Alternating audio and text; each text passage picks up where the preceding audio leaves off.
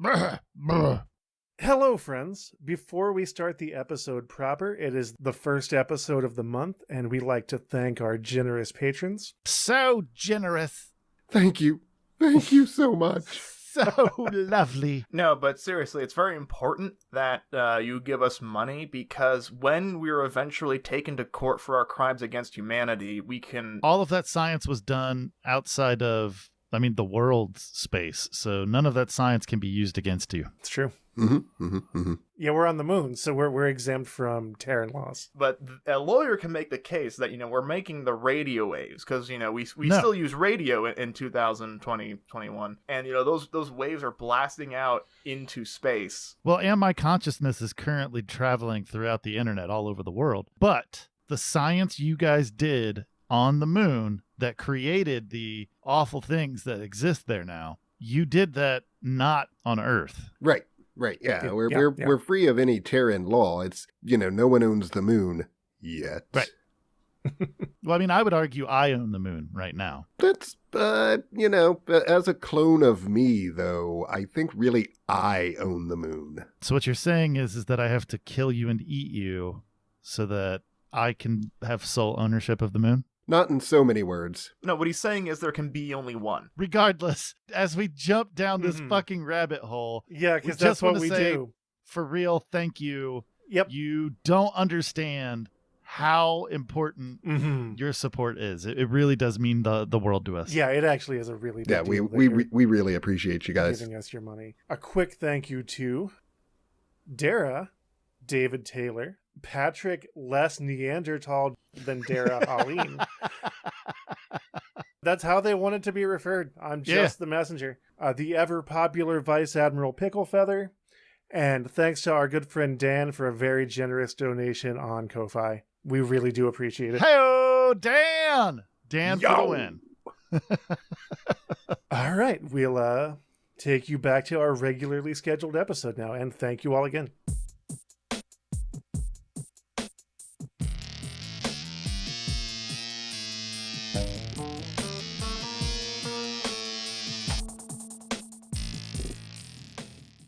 All right, everybody ready? No, Joe. We're just fucking pee in your bed. Hello, friends. The strategy is from God the ceiling Chris. fan. I'm going to start now, unless you want to interrupt me some more. Hello, friends, and welcome. No, I'm not going to interrupt you anymore. God fucking damn it, you piece of piss. fucking piss clown. I swear.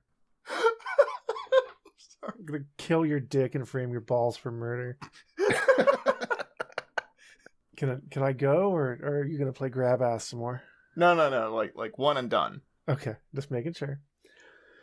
Hello, friends, and welcome to Brainworms, the podcast that stands before you naked and ashamed. I am Joe. I'm David. I'm Kaine. And I'm Chris. And today, because fuck it, why not? We're going to talk about L. Ron Hubbard. Why are you doing this to me? I'm doing it to me, too. The call's coming from inside the house. You like it. You sit over there in your weird BDSM pig outfit. What? Just not even getting, lashings. And, yes, I am suffering. Yes, this is good. Good, yes. But, back to back with this and breatharianism? Why? Why are you doing this? Oh, don't forget fucking Morrissey. Oh, those were just so forgettable. That all I remember is breatharian. How's that working out for you, by the way? I've got skin cancer on my asshole now. Well. That's a completely different trend. That was cleaning your colon by getting a suntan on your butthole. It just really makes me wonder about how you breathe and also eat. Please don't answer.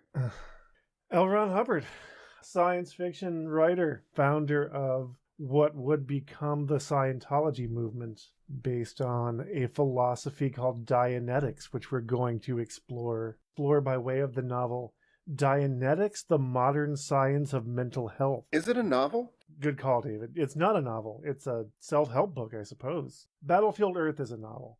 Which I actually considered doing for this, but honestly, it's just boring. Full disclosure, I read that book for the first time in the 7th grade, And I Mhm. thought it was the most awesome thing I had ever read. What was awesome about it? I just thought the world building and the like scope of the adventure was really neat. Sure. I was like, 12, 13. And it really, I was like, man, this is like the best book I've ever read. This is great. I love this. And then I went back and tried to reread it when I was like 18 or 19. And Jesus Christ, was it awful. Real quick, was that like the first book that you were exposed to that had like the downfall of humanity within it? I don't think so. Not specifically. I mean, by that point, I was also reading, Stephen King, and I hadn't discovered the greats of science fiction yet. Right. So this was really my first foray into like a sci-fi experience rather than a horror or fantasy sort of thing. Sure. Because I had also read like the Dragonlance novels around that time. But no, I can't say that I'm excited about the prospect of going clear. Yeah. Well, I am. I'm trying to make us all better people. So, yeah, L. Ron Hubbard founded a quasi-religion. Did he do it intentionally himself, or did someone just like pick up his stuff after? And No, it's a matter of some conversation, listeners chime in. If the later founding of Scientology was a genuine, like, I believe that this will make people's lives better, or if it was just a long con. But the original, like, him having these ideas seems to have been because apparently he had a near-death experience during a dentist's appointment, and it got all these ideas in his head. I actually listened to a podcast recently called Behind the Bastards Mhm. that I enjoyed a lot. It's a guy who, I can't remember his name, but he does like deep dives into the history of just some of the worst people. Mhm. And he had 2 full episodes on L. Ron Hubbard. Nice. Weird dude. Fascinatingly weird dude. Yeah, real eccentric. When you get done listening to this podcast, guys, you should go and check that one out because it's neat. Yeah, because I'm not going to go too deep into his biography. So yeah, if you want to learn about him, that's the way to go. Planes and boats Mm. and just lying all Yep. the time. Just lying. Kind of a con man. Yeah, apparently. The most interesting thing about him in the brief research that I did was that apparently at the time of his death, his followers announced not that he had, passed on, but that his body had become an impediment to his work and that he decided to abandon it to continue his research. I mean, How that sounds good to convenient. me. Yeah, I mean, that's how I plan to go out. Yeah, I mean, yeah. that's pretty much what I do every week. Yeah, I mean, and let me tell you, your body is an impediment to your work. let's talk about L. Ron Hubbard before we shoot ourselves. But yeah, we should remind all of you that we have a website. We give you brainworms.com. Via this website, you can support us monetarily. You can unlock cool bonus content. And you can help us build firewalls to keep Kaine's consciousness out of the internet. Wait, are we trying to keep Kaine's consciousness out of the internet? Oh, it's too fucking late for that. Oh, I'm jeez. trying to encourage people to share this with everyone they know so that Kaine can get out there and fix stuff. I'm not going to fix stuff. I'm going to challenge Xenu. That sounds like fixing stuff. Well, also don't forget that if you don't want Kaine's consciousness on your computer watching you masturbate to fart porn, you can get a subscriber bonus for giving us $5 on Patreon to stop that from happening. It's true. It's the firewall, the Kaine firewall. Yeah, the Kaine firewall keeps him out. It doesn't. Well, now he can't sell it. Thanks, Kaine. We're trying to create a problem and then sell the solution, Kaine. Have you learned nothing from L. Ron Hubbard?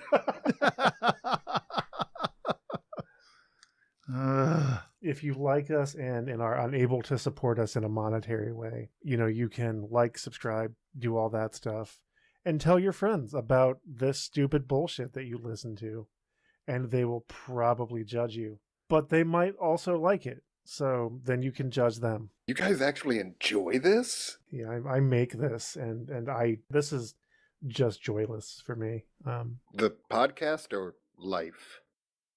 Both. Good. Yep. Good. Well, have I got a book for you? Apparently, this book will improve your life in many ways. I feel better already.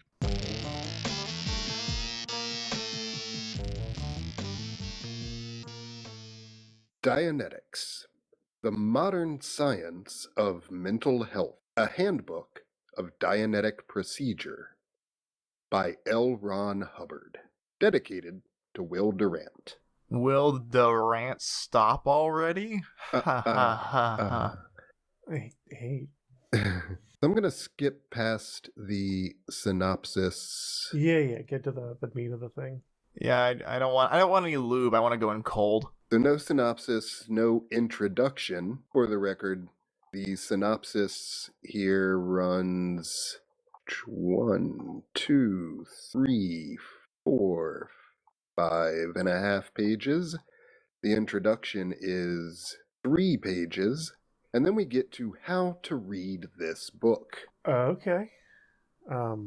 I would assume with your eyeballs. That's what I was thinking too, but I feel like we need to read this part, being as... Because we're reading it, we need to know Right. how. How to read this book. Step 1, acquire book. Step 2, smash forehead onto wall repeatedly until you lose all of your critical thinking skills. Step 3, read the book. Apply head-on directly to your forehead. How to read this book. Dianetics is an adventure. It is an exploration into terra incognita, the human mind, that vast and hitherto unknown realm, half an inch back of our foreheads. The discoveries and developments which made the formulation of Dianetics possible occupied many years of exact research and careful testing. This was exploration. It was also consolidation. The trail is blazed. The routes are sufficiently mapped for you to voyage in safety into your own mind. What in the fuck? And recover there your full inherent potential, which is not, we now know, low, but very, very high. As was Ron when he was writing this. As you progress in therapy, the adventure is yours to know why you did what you did when you did it. To know what caused those dark and unknown fears which came in nightmares as a child. To know where your moments of pain and pleasure lay. There is much which an individual does not know about himself, about his parents, about his motives, in quotation marks. Wha- Some of the things you will find may astonish you, for the most important data of your life may be not memory, but engrams in the hidden depths of your mind, not articulate, but only destructive. What, like from Destiny? Am I gonna get the last word from my mind engram? Maybe. You will find many reasons why you cannot get well, quote, and you will know at length when you find the dictating lines in the engrams how amusing those reasons are, especially to you. Dianetics is no solemn adventure. For all that it has to do with suffering and loss, its end is always laughter. So foolish. So misinterpreted. Just take drugs. You can skip all of these steps. I've never, considering all the books we've read, I've never seen so many words utilized to say absolutely nothing.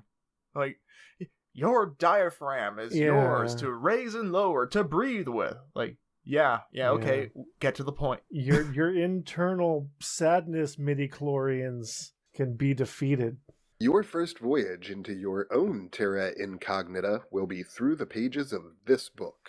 You will find as you read that many things you always knew were so are articulated here. You will be gratified to know that you held not opinions, but scientific facts in many of your concepts of existence. Oh, good. Be assured that undervaluation of these facts kept them from being valuable, no matter how long they were known. For a fact is never important without a proper evaluation of it, and its precise relationship to other facts. Fortunately, you do not have to concern yourself with following far any one of these lines until you are done. And then, these horizons will stretch wide enough to satisfy anyone. If someone was saying this to me, like it wasn't coming out of a book, I would say to them, oh, is that true? All right, evaluate this. This statement is false. Yeah, you have to wonder when the how to read this book is basically telling you, and David, tell me if I'm misinterpreting this. This might seem like bullshit to you. It's not. And by thinking that it's bullshit, you're causing it to become bullshit. But it's your fault, not mine. There's probably some of that, although the overarching sort of premise that I'm getting is that, hey, so I sat down and I thought about some stuff, and I decided that the things that are, that feel true to me probably feel true to you too. And the fact that those things just feel true to us, well, that makes them true. And so you're not misguided and wrong. And in fact, we're just going to look into ourselves and determine that all of our problems are because we're just thinking about them the wrong way. And if we just change our way of thinking, our problems will disappear. I also like the, this fact may seem useless, but all facts are useless without context or application. Yeah. Dianetics is a large subject, but that is only because man himself is a large subject.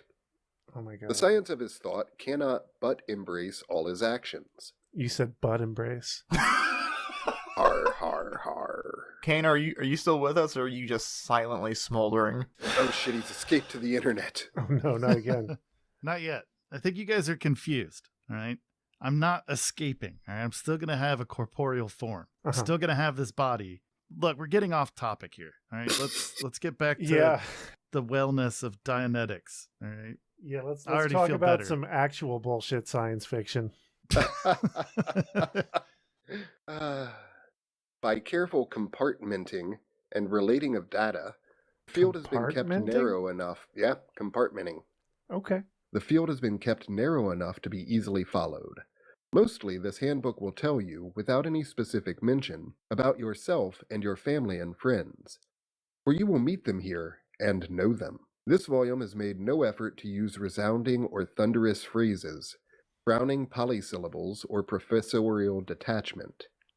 When one is delivering answers which are simple, he need not make the communication any more difficult than is necessary to convey the ideas. This is the equivalent of a bully punching you in the face with your own fist and saying, stop hitting yourself. I'm just going to go back and reread that, and I want everyone to let that sink in. Oh yeah. This volume has made no effort to use resounding or thunderous phrases, frowning polysyllables, or professorial detachment. When one is delivering answers which are simple, he need not make the communication any more difficult than is necessary to convey the ideas. Uh-huh. I'm glad that we're stating just the implicit in all communication. I'm glad that L. Ron Hubbard uses flowery language to tell me he's not going to use flowery language. That's great. It's really good. Then again, he was writing this in what, the 40s, the 30s? I think it was like the 60s, but I could be wrong. Yeah, I don't know. I mean, it probably says so at the beginning of the book, but at any rate, it was a different era, and slightly more flowery language was the norm. At that point, people could, in general, sort of across the board, be counted on to be able to read at something higher than a fourth grade level. Sure. At least the people that could read. Right. They were given those opportunities by society. Right. Help. And so bear with us, psychiatrist, when your structure is not used. For we have no need for structure here. Bear with us, doctor, when we call a cold and not a catarrhal disorder of the respiratory tract. For this is, essentially, engineering. And these engineers are liable to say anything. What the fuck is he babbling about? I don't know, man. Is this like a fever dream that he fucking dictated and somebody wrote down for him? This is reminding me of that. Get on with it. Yes, get on with it. All I'm saying is that I felt like there was more logic and reason with the breatharian guy. Not gonna lie. Yeah. He's just telling you how he's going to tell you. Right. Which Like, is this isn't- worse. Yeah.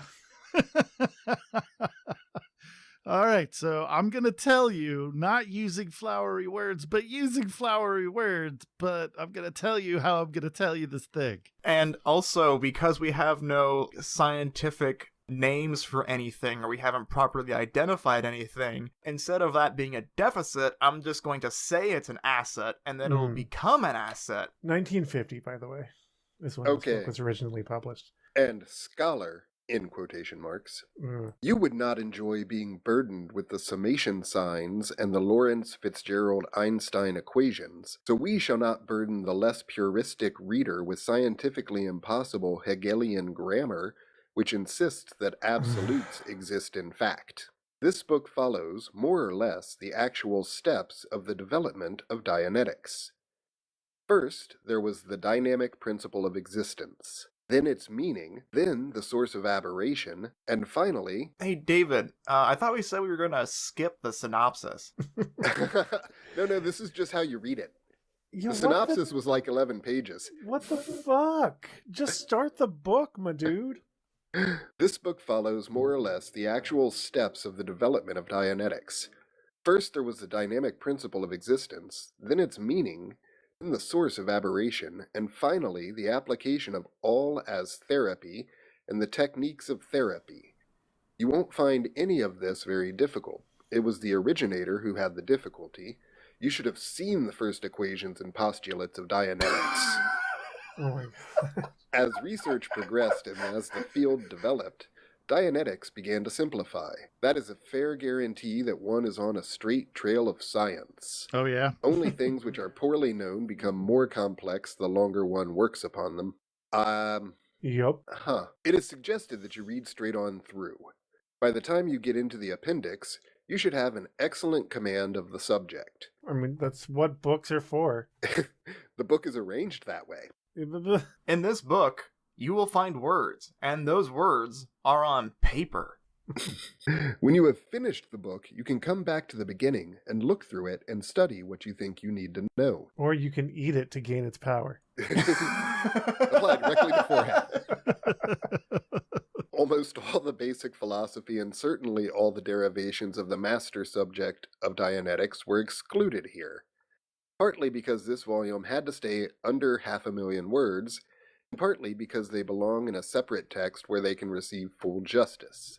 Oh my god. Now, real quick, we had to put the good stuff in another book. I'm assuming that those books are in the library that you have to pay money to access. I don't know, but I would assume that those books are the foundation of the Scientology religion, the holy texts or whatever. I don't know. I don't really know enough about Scientology to know if they have, holy texts, per se. He wrote a lot of books about Dianetics that you can just buy, but I don't know. You are beginning an adventure. Treat it as an adventure, and may you never be the same again. This book is going to change our fucking lives. It's already changed mine. We're going to be so much better people. Do you think it's possible to be a Scientologist and a breatharian? Well, I guess we'll find out. Not for long.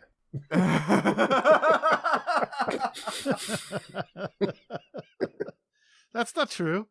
You can get at least 3 days. Book 1. The Goal of Man. Chapter 1. Fart porn. The Scope of Dianetics. Your butt cheeks is warm. A science of mind is a goal which has engrossed thousands of generations of man. Armies, dynasties, and whole civilizations have perished for the lack of it. Rome went to dust for the want of it. China swims in blood for the need of it, and down in the arsenal is an atom bomb, its hopeful nose full armed in ignorance of it. I've never heard anyone apply the term hopeful to an atomic bomb. Here's an interesting, I mean, I guess the bomb itself does hope to be used in some sort of animistic way. I don't know. That's a very taking a club to a nail sort of. Yep. No quest has been more relentlessly pursued or has been more violent. No primitive tribe, no matter how ignorant, has failed to recognize the problem as a problem.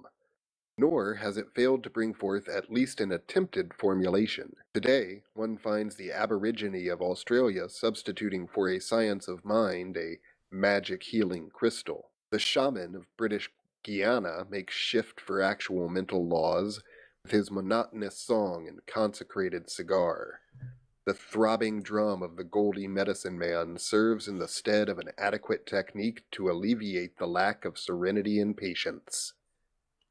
Fuck you, dude. Yeah. Will this explain all of my JO crystals? No science can explain those, yeah. Well, actually, I mean, there is a science that can explain those basic biology. Yeah. But not why you have so many. Yeah, that's just weird. The enlightened and golden age of Greece yet had but superstition in its principal sanatoria for mental ills, the Asclepian temple. The most the Roman could do for peace of mind for the sick was to appeal to the penates, the household divinities, or sacrifice to Phoebris, goddess of fevers. And an English king, centuries after, could have been found in the hands of exorcists who sought to cure his deliriums by driving the demons from him. Man, I'm really glad he used just plain English for this. Yeah, this is very understandable to the common reader. From the most ancient times to the present, in the crudest primitive tribe or the most magnificently ornamented civilization, man has found himself in a state of awed helplessness when confronted by the phenomena of strange illnesses or aberrations. Phenomena. Do. Phenomena. Do. His desperation, in his efforts to treat the individual, has been but slightly altered during his entire history, and until this 20th century passed mid-term, the percentages of his alleviations in terms of individual mental derangements compared evenly with the successes of the shamans confronted with the same problems. In terms of brutality in treatment of the insane, the methods of the shaman or bedlam have been far exceeded by the civilized techniques of destroying nerve tissues with the violence of shock and surgery. Get to the point. Treatments which were not warranted by the results obtained and which would not have been tolerated in the meanest primitive society, since they reduced the victim to mere zombieism, destroying most of his personality and ambition and leaving him nothing more than a manageable animal. Yeah, I gotta tell you guys, when I started electroconvulsive therapy, I just became a zombie. Like, you're talking to a zombie right now. You're very erudite. I mean, for 1950, though, he's not far off. Like, He's aware of a problem that Yeah. specifically in his time, the mental health industry was very crude and caused more problems than it solved. absolutely. Yeah. I don't think that the solution he's going to present is going to be any better. Are we confident that at some point he is going to present a solution? Or is he... Theoretically, that's the thrust of the book, is this is a solution to these problems. I don't know. I feel like I've got to go someplace to get like a personality test or something. Well, you have to have someone else tell you all the things that are wrong with you because you're too blocked to really see them for yourself. So you go and you identify your engrams, and then you work to clear your thetans, Yep. and then Xenu throws you in a volcano. What if I'm pretty comfortable and happy with my thetans? Well, Because they're the disembodied spirits, right? That were blown up in a volcano, right? yeah, something like that. Inside of the movie theater that we're all experiencing. Like, I can't remember if the volcano came before the movie or after. Scientology is weird. Yeah. Wouldn't it make more sense for Lord Xenu to have thrown those things into the sun? Because the sun's far hotter than a volcano, and Shut up. we're constantly bathed in stuff from the sun. Yeah, well, it would have made a lot more sense for Frodo to throw the ring into the sun, but Mount Doom was closer. It's true. Much more accessible. I actually think that just cleansing our colons is really what L. Ron Hubbard was looking for. I mean, I'm not going to shit on him for this necessarily. Like, yeah, Not he was once a your con colon's artist. been cleansed. That's right. Or maybe not until. Oh, good point. Yeah, it flushes all the... Yeah. But, like, sure, there was an issue, and let's face it, the science of psychology, psychotherapy was very new at this point in time. Mhm. And there's a really disturbing kind of connection between psychotherapy and psychoanalysis and the field of advertising, Sure. Yeah, absolutely. which is terrifying the deeper you look into it. Oh, yeah. In fact, Freud's nephew, I think, was the guy who basically invented modern advertising using Freud's theories. Right, yeah. And so, yeah, it's tied up into a lot of shit, and I can see Hubbard positioning himself as someone who recognized this problem early on and was trying to, fix this by presenting something that was not so locked behind the ivory tower of academia. Let me stop you there. I would give you that until we get to the point where Lord Xenu throws a bunch of things into a volcano. Like Yeah. that's Like we acknowledged before that he has recognized a problem, but I don't think that the solution that he's winding up to, if we ever get there, is going to be any better. If we ever get there, which he's not in a hurry. Yeah. And, it's interesting to see, and I think this may just be Apocrypha, but I think that at some point in the mid to late 40s, possibly at some point after World War II, but before this book was written, L. Ron Hubbard and Robert Heinlein were having drinks at a bar, and they made a friendly bar bet about which one of them could found a religion. Interesting if true. Based on their writing. And shortly after that, Hubbard wrote this, and Heinlein wrote Stranger in a Strange Land, which has the Church of All Worlds, and that actually became an actual religion as well. It just never got as big as Scientology, mostly because it's basically just a religion that kind of says, you should all be fucking each other. Come on, it's cool. It's like church for swingers. We like it. Yeah, if true, that's really interesting. And I don't exactly know what, because he's presenting this whole thing as very, this is science. And I don't know if that's because saying it that way makes it harder for people to argue. I've found science here and I'm presenting it to you, and this is real science, guys. Really, really real. Right. In Stranger in a Strange Land, what was it called when you would perceive something so perfectly that you would lose the distinguishment between yourself and the object you were perceiving? Was it called grokking? Grokking, correct. One time I had a guy start babbling a bunch of philosophical nonsense at me, and the grokking thing came up, and I was like, okay, that's cool. And then he started trying to tie it to karma and reincarnation and everything, and I couldn't follow him. And I kept asking him questions, and I don't see how that makes sense. And he got so frustrated that he just got to a point where he looked at me and said, you would be able to understand me if your karma was better. Well, womp womp. I mean, it's an interesting and fundamentally flawed understanding of the concept of karma, which often people take to mean this is, bad things happen to you in your life because you did bad things, but that's actually more of that's the God of the Jews. Karma doesn't care about this life. Karma is the collected energy that you're taking through all of your lives as you journey through the wheel of Dharma.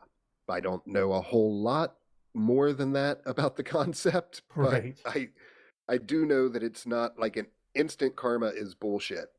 If somebody kicked a puppy in the morning and gets hit by a car in the afternoon, that is not karma. Right. Oh, I remember now. The argument I was making based on the fundamental idea, the false idea of karma being that, you do something bad happens to you. So, with that in mind, your entire life, everything about you, is founded on the very first choice your soul ever makes, because if bad things happen to you, you are more likely to do bad things to other people. Bullies are often bullied themselves, that sort of thing. So, when you have completely neutral karma, absolute zero, the first decision you make will govern the rest of your eternal existence. And that was my argument for why I don't think karma makes any sense. Right. It's also an interesting and, I think, concise argument against original sin. But... Sure. I guess we should try to make some progress in this. Is it progress, though? That's the question. Is it progress? I don't know. It was 1950. Everything was progress. That's not true. That is not true. But we really liked the idea idea of progress in the 1950s. It was a very exciting premise to pin other ideas to. In the larger sphere of societies and nations, the lack of such a science of mind was never more evident, for the physical sciences, advancing thoughtlessly far in advance of man's ability to understand man, have armed him with terrible and thorough weapons which await only another outburst of the social insanity of war. These problems are not mild ones. They lie across every man's path. They wait in company with his future. As long as man has recognized that his chief superiority over the animal kingdom was a thinking mind, so long as he understood that his mind alone was his weapon, he has searched and pondered and postulated in efforts to find a solution. Like a jigsaw puzzle spilled by a careless hand, the equations which would lead to a science of the mind and, above that, to a master science of the universe, were stirred round and round. Sometimes two fragments would be united. Sometimes, as in the case of the Golden Age of Greece, a whole section would be built. Philosopher, shaman, medicine man, mathematician, each looked at the pieces. Some saw they must all belong to different puzzles. Some thought they all belonged to the same puzzle. Some said there were really 6 puzzles in it, some said 2.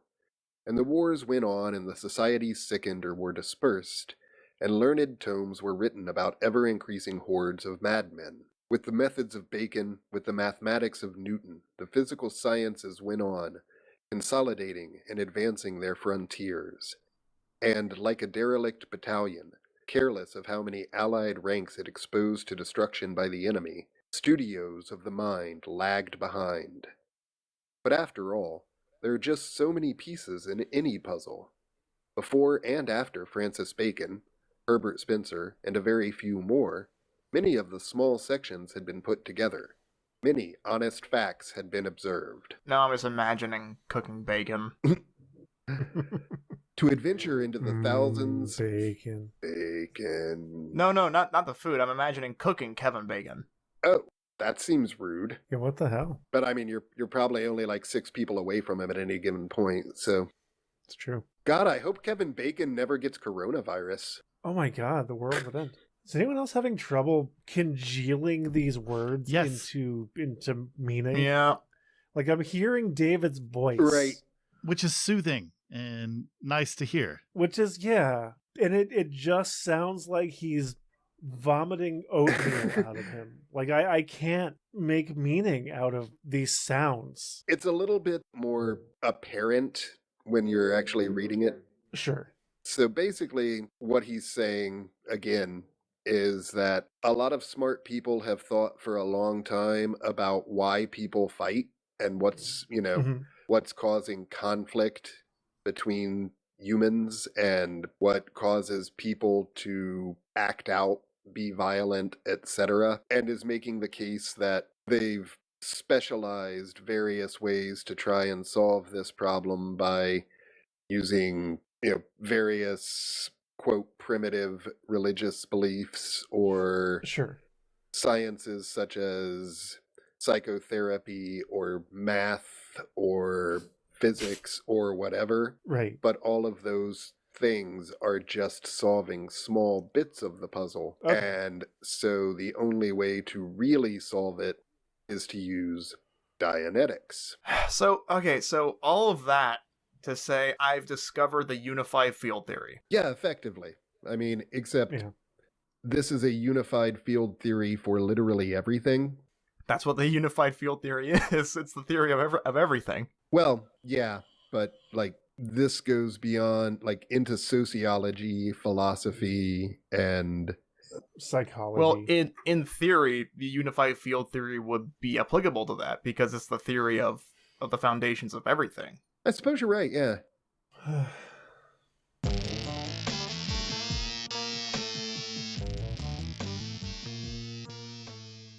We've talked about Dianetics for a while. Do we want to just stop for now? I didn't want to do it to begin with. Yeah, but you don't want to do anything. L. Ron Hubbard is a terrible person. Everything about this is terrible. Yep. I think we should stop, but I feel this inescapable force pulling us forward. No, we're going to stop. Yeah, we're going to stop. Yeah, Thank you for listening. Don't forget, if you're a LubeTube listener, all right. Whoa. No. My new favorite website. Listeners, don't go to lubetube.com unless you know what you're getting into. No. See, you don't want to go there. You want to go to lubetube.com. Nice. Gross. If you're a YouTube listener, don't forget to like, comment, subscribe, click the bell. If you leave an interesting comment, we'll probably engage with it, talk to you, see what you got to say. Well, I mean, if you leave any comment, sooner or later, somebody will do something. Well, that's very vague, but definitely a verifiable thing. No, Yeah. no, listeners, here is my promise. Chris's personal guarantee that if you put a message into our whatevers, something will happen eventually. Personal guarantee. All right, fair enough. Don't forget to go to wegiveyoubbrainworms.com and you can support us on Patreon, give us your money like the lovely listeners we named at the top of the episode. And yeah, I think that's it unless somebody else has something to add. I think there's like Ko-Fi or something too. Oh yeah, we absolutely have a Ko-Fi. So yeah, we ko-fi.com/brainworms podcast. Also, your mother sucks cocks in hell. We're sorry. We're really sorry about everything that just happened with L. Ron Hubbard. Goodbye. I'm gonna push the button now. This has been a production of Brainworms Presents. Any copyrighted content contained within is used for purposes of review. Brainworms Podcast is David Combs, Kaine Magdalen, Christian Schaefer, and Joseph Wells. The theme music is Hodgepod No. 1 by Brian Davis. If you like what you heard, you can support us and learn about our other projects at wegiveyoubbrainworms.com or by leaving a review on your favorite listening app.